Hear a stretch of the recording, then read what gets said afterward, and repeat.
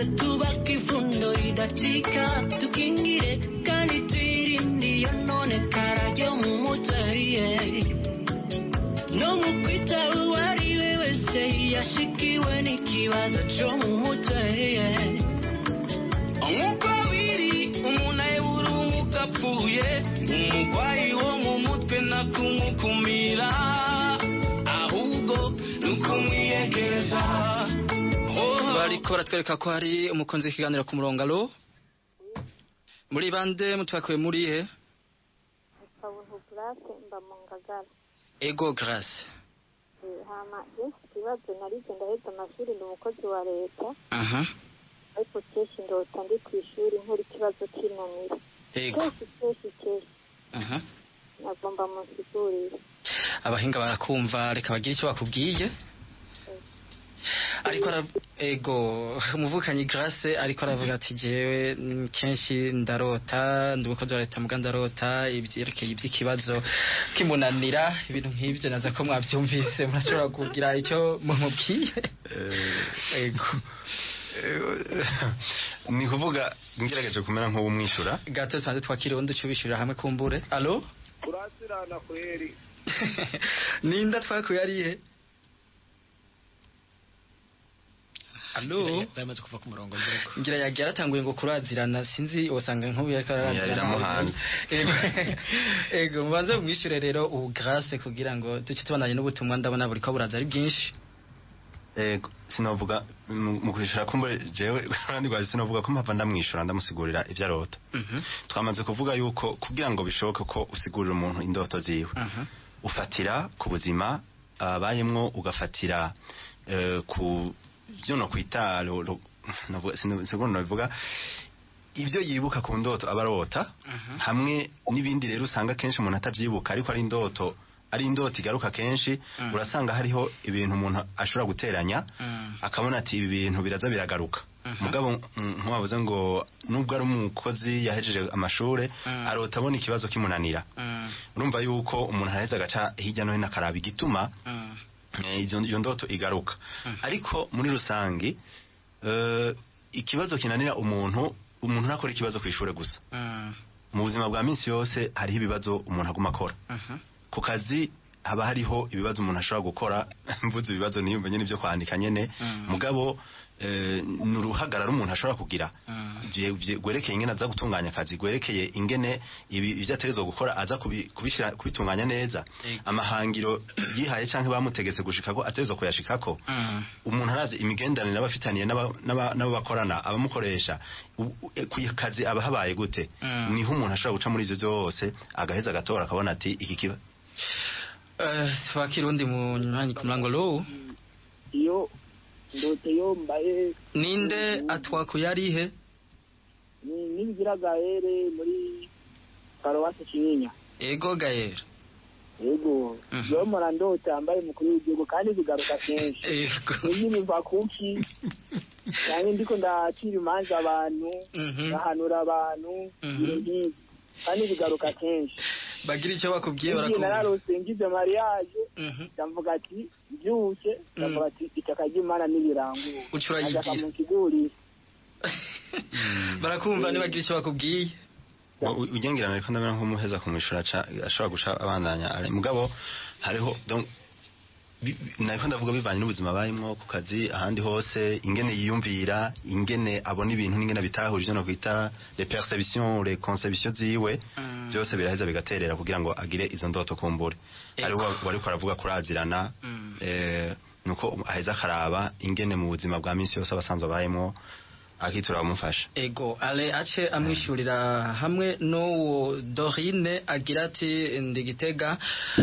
Paruwasi Rukundo agira ati je ni mumfashe musigurire ndarota mbona mama mudogo turi kumwe mugaheza igihe apfuye guhera ico gihe ndabirota narababaye cyane niyo ndavyibutse birambabaza cyane kurusha igihe yari yapfuye none nanje mumfashije iki mu gihubu iyo ndamwibutse mbabara cyane nkumva mbuze n'amahoro kubera indoto nagize. Ego murakoze cyane kumbure turiko turavuga ibi by'indoto abantu babona umengo ni ikintu kimwe umuntu ategezwa gufatira ko kugira ngo asigure indoto. Ku bwanje numva umengo aba bose uyu yavuze ko yarota abaye umukuru w'igihugu acira imanza abantu yagize mariage, murumva yuko ni za ndoto zimuha agaciro, zimwereka yuko ari umuntu muzima, ari umuntu w'akamaro. Rero sinava ndamusugira ngo kubera ikabirota, mugabo numva umengo byoba byiza gutahura ibyo ariko arabamwo kugira ngo tumufashe gutahura neza izo ndoto, kubera ko nk'ubu ndamubaje nti kubera warose uri wabaye umukuru w'igihugu uri mu kibanza kihe, wagiye gutembera abanyagihugu canke uri mu biro, mbega igihe warose bariko barakwimika canke warose uriko ufata ingingo. Urumva ni ibibazo vyinshi no mubaza kugira ngo mbashe gutahura izo ndoto, hanyuma nshobore no kumenya muri vya bimenyetso 1300 navuga ko umuntu ashobora gufatiraho kugira ngo agire interpretation y'indoto, hanyuma ushaka kumubwira ati izi ndoto zikuganisha. Yego nayo ubu unukuri ni hamwe no sanga ndiko ndamubesha ngo urumva indoto zawe nazitahuye. Yego narakoze cyane aho nyene ale mungabo bishoboka hamwe yo kwandika nimero inyuma y'ikiganiro kumburi niho twoshobora gufashanya gusigura neza. Ikintu bari wigeze gucishamwo umuntu arashobora kurota bikaba yego bokeye bwaho akaza yisanga muri bya bintu. N'uwundi aba afise indoto nyene ari indoto, mbega uwo biba bihagaze gute? Byose nimba navuze ntibihagarara. En fait navuze ko n'ubwoko bwinshi bw'indoto. Alors izi ndoto bavuga ngo les rêves prémonitoires zishoboka umuntu ashonizazi ni umuntu ashobora kuba mu ndwi zibiri mu kwezi mu mwaka byabaye ngo nari narabirose. Ariko ukiraho nyene wumva yuko acavuga ati neretswe oya bibaye kabiri gatatu oya nimba bivuga no kwenda kuko yamaze kubwira ko je nasubiyemo kubwira ko kwerekwa biratandukanye cyane n'indoto, kuko tuvuga ibiba umuntu asinziriye muri ryatero twavuga cyane. Gato twakirundi ku murongo muke mubandanya. Allo amahoro, ninda twakuye ari hehe? Angeline muri Paruwasi Mwaro. Ego Angeline. Ego. Ndashaka guterera kuri ibyo icyo nivuga kuri ibyo by'indoto. Iyo ndashaka kuvuga iyo umuntu arota nabi aba yiriwe mu bintu bibi. Abashyize mu bikorwa bibi bidahishubahira Imana, kandi mu majambo adahishubahira Imana. Niyo mpamvu usanga mu ijoro abantu bariko bararota, kuko umuntu arota icyo yiriwemo. Wiriwe mu bintu byiza, mu bikorwa by'urukundo, gusenga, ukuja kuraba abagwayi, kugira iki byose ibikorwa nyine mu mutima wawe hakaguma ibyumviro bya Yesu. Nta kintu cy'indoto kikuza, kuko niyo urose urota uri gusenga, urota uri mu Mana, mba nta bintu bibi bikwegera. Niyo mpamvu rero numvise abantu benshi ngo barota ibintu bibi, ngo by'ubusambanyi, ngo by'ukuguruka, byo kugira byumva, ahubwo twogerageza twaguma mu bikorwa by'Imana gusa, kuko Imana yaturemeye mu kuba neza, ntiyaturemeye mu kuba nabi. Ego uravye nk'amasanamu turaba hajya mu matelefone ajya amasanamu y'abanyamerika bakinye, bazisanga twamaze kuyashira mu buzima bwacu, aho twoshize mu buzima amafilime ya Yezu. Urumva ibyo iyo mpamvu usanga rero tuguma turota ibintu bya Satani. Ego kuko nagera kuvuga nk'abantu bariko barumviriza kino kiganiro, iyo wiriwe neza ukirirwa mu bikorwa byiza,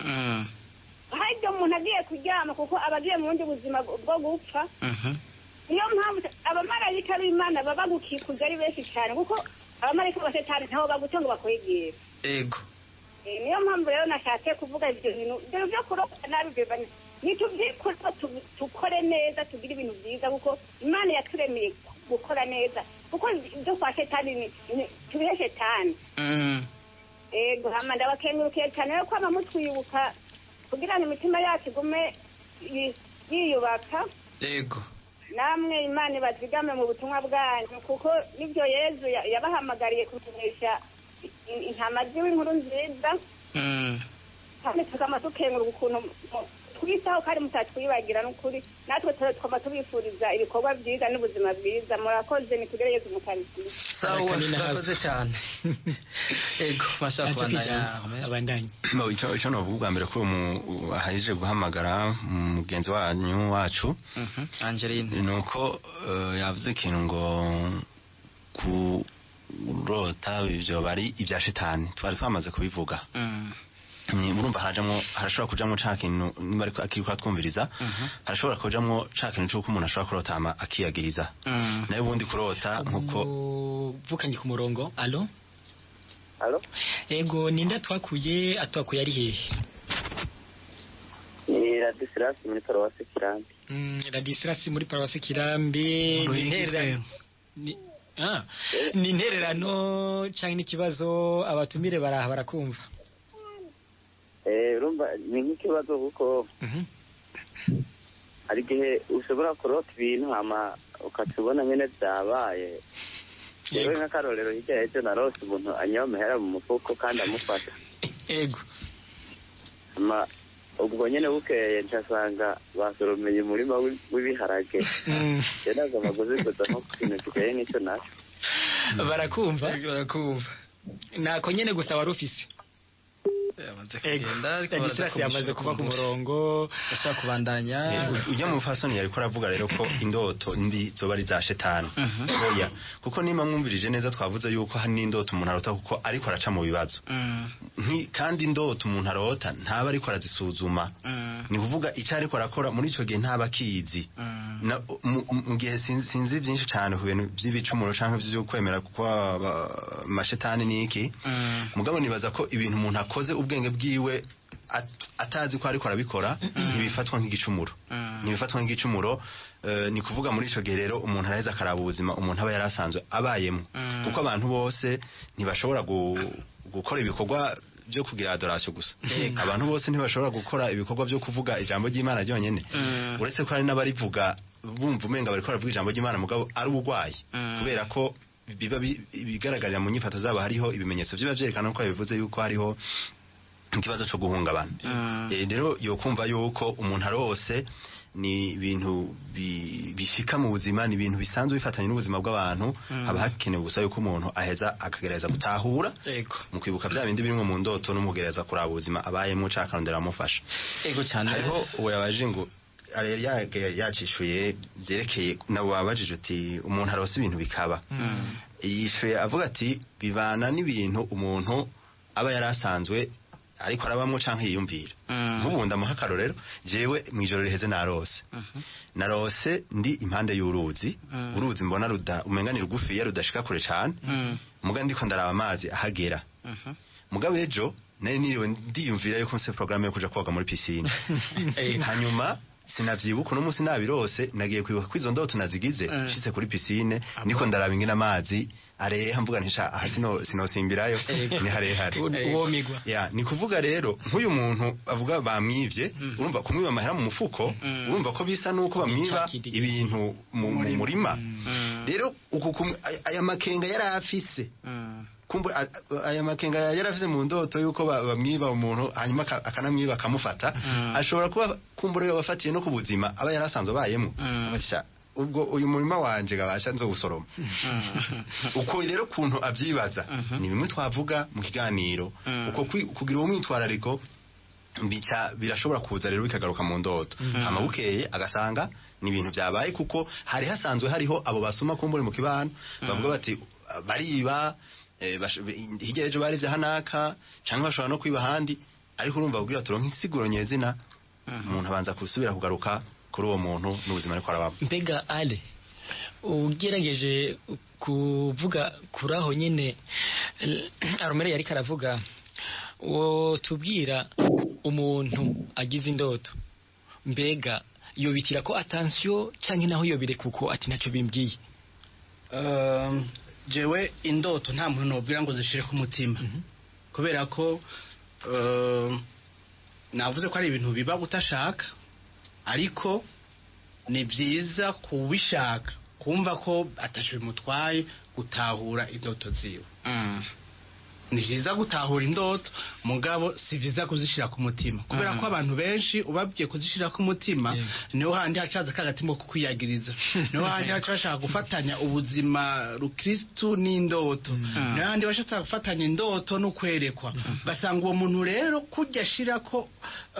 umutima ku vy'umubiri n'ivyankenerwa vyose no kugabura umutima wiwe atashaka kurondera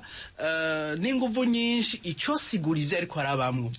acashaka kubigira birebire urana ari abantu bantunge bakunda kuja mu gusenga cyane ugasanga bari hari imbere baririmba malwanje magiza atandukanye hanyuma muri kijya gihe gacashaka kwerekana yuko hariho uwundi mutima uri kuramugaburira ugasanga mbere ni nguvu ariko arashiramwo ku bw'umubiri mu mutima ntaziriyo ugasanga agaragaza ko ari umuntu ariko aremera ari umuntu ari imbere ari umuntu ariko asenga cyane yuzuye impwemu mugabo mu mutima we hari vide nico gituma rero benshi baca bitwaza indoto bashaziterana no kwerekwa nico gituma mvuga nti ntibazishire ku mutima mugabo wifuza gutahura ivyo yarose ni vyiza ko abitahura kugira ngo bimufashe kubera ko indoto iyo wazitahuye hari igihe uziranisha n'ubuzima ugasanga hari ivyo wari kuracamwo muri kahise vyo tumuhinduka canke vyiza woteza imbere n'ibindi wari kuriyumvira wiyumvira yuko umengo vyakuzazaniye canke uri mu mayira abiri ugasanga wifashishije gutahura indoto zawe uratahuye inzira imwe wofata Ahmed mu masegonda makeya mwanya tujanye akajambo kanyuma ko tumviriza nuko abantu bishitse umuntu akagira indoto akumva ko zimutera amakenga yavuze nk'izo ibintu biguma bigaruka cyangwa mu bifatiye gukora ku bwonko bw'umuntu ingene abayumva hari ibyo adatahura ni byiza ko abo bantu baguma bamenyera kwitura abashobora kubafasha gutahura ikora ry'ubwonko bwabo imibereho yabo n'inyifato bashobora kugira mu buzima bwa minsi yose ntibaguma bemera gusa ibyo ngo bavuze uku uburyo bavuga uku umenga ngo iyo bibaye uku bica bigenda uku kandi hariho abantu bashobora kubahereza umuco ego turiko